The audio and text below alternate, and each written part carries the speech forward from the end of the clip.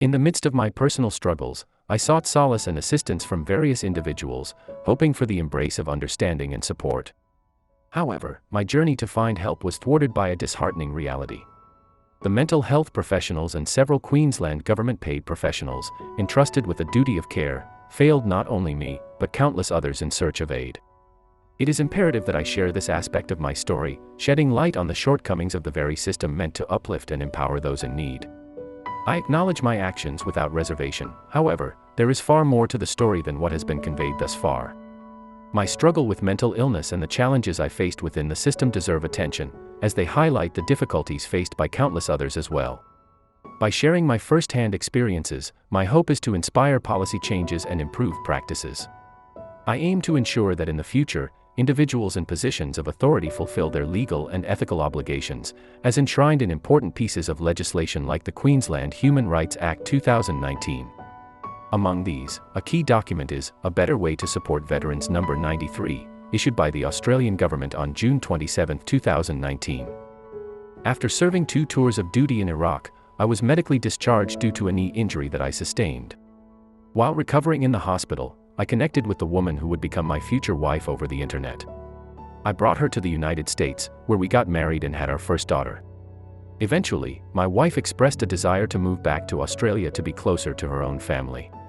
I was willing to take that step for her to be happy, so we relocated to Queensland, Australia. I provided for her and the children, giving them everything they wanted and needed, regardless of the cost. After some time in Australia, our relationship took a turn for the worse. My wife began to threaten me physically if she did not get her way. I catered to her every desire, a car, jewelry, whatever it was she wanted or asked for. She would threaten divorce and the custody of our children if she was not appeased. Following the birth of our 3rd child, my wife began experiencing mood swings, a side effect from her birth control, which was exacerbated by the recent loss of her mother. Her general practitioner did not monitor her hormone levels, a crucial factor that may have contributed to the tragic outcome. Concerned about my own behavior towards my wife, I enrolled in a men's behavioral course with white ribbon counselors. Despite their guidance, the situation worsened, and I revealed my suicidal thoughts to them. They advised me to visit a general practitioner, but took no further action. On March 26, 2021, I contacted Parkwood Family Practice, explaining my suicidal feelings and urgent need to see my general practitioner. My general practitioner informed me that it would take 4 to 6 weeks to see a mental health specialist and offered to write a letter for me to take to the hospital if the situation became dire. I agreed, and I was allowed to leave the practice without further help. Despite the practice's duty of care, a regulation requiring them to escort me and ensure my safety to drive, they failed to do so, and they did not call to follow up or check on my well-being. As emphasized in the 2019 Royal Commission report titled, A Better Way to Support a Veteran, there is a strong connection between mental health issues and veteran suicides. Later that day, I brought myself to the emergency room, presenting the letter my doctor had instructed me to bring. After waiting for several hours, I was finally seen for an assessment. Afterwards, the concerns I expressed about the danger I posed to myself was disregarded and I was directed back to the waiting room. I was admitted to the mental health ward and given a wristband. After waiting for several hours, the hospital still could not provide any clarity on how much longer I would need to wait to receive care. Needing to pick up my children, I tried to schedule an appointment, but they refused to do so, instead handing me a card with phone numbers to call for help. They allowed me to leave, unlocking the door from the outside. Over the following days, I called the help numbers provided, only to be told to return to the hospital and wait once more.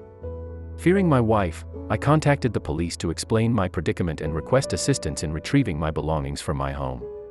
I expressed concerns that my wife was threatening me, and I didn't trust her to allow me to collect my possessions without a police escort.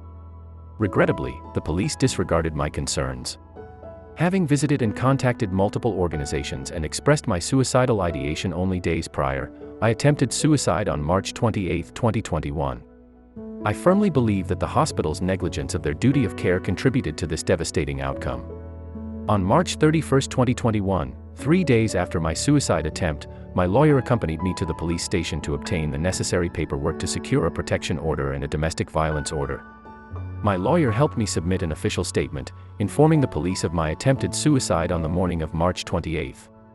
He also notified them of my service as a U.S. Marine with 2 tours in Iraq.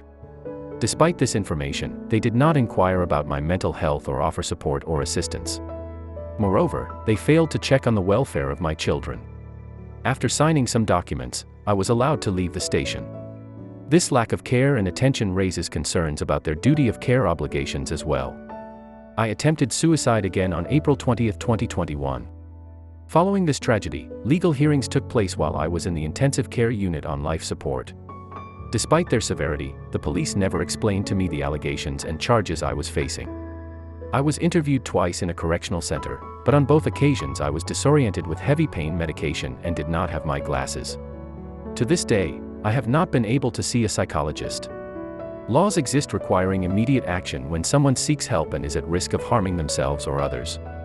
When I went to the hospital and was admitted to the mental ward, I informed them of my suicidal thoughts and the risk I posed to myself and others. The hospital had a legal obligation to prevent me from leaving and to even hold me against my will if necessary. However, they unlocked the door and allowed me to leave. Not long afterwards, I attempted suicide. The outcome was tragic, resulting in severe burns and a 6-week medically induced coma. The Queensland government, in failing to uphold their duty of care to a veteran who has expressed suicidal ideation, shares responsibility for the heartbreaking tragedy that has torn my family apart. My children did not deserve to lose their nanny, mommy, and daddy within a mere 2-month span. I firmly believe that had those I encountered fulfilled their duty of care, I would be at home with my wife and children today. The paramount objective is to create lasting change that drastically reduces the likelihood of such a tragedy befalling anyone else. If we do not hold the negligent accountable for failing in their duty of care, how can we expect any positive change? The Queensland government is undeniably partially responsible, yet they do not demonstrate any genuine intention to change. How, then, can Australia claim to be a leader in human rights?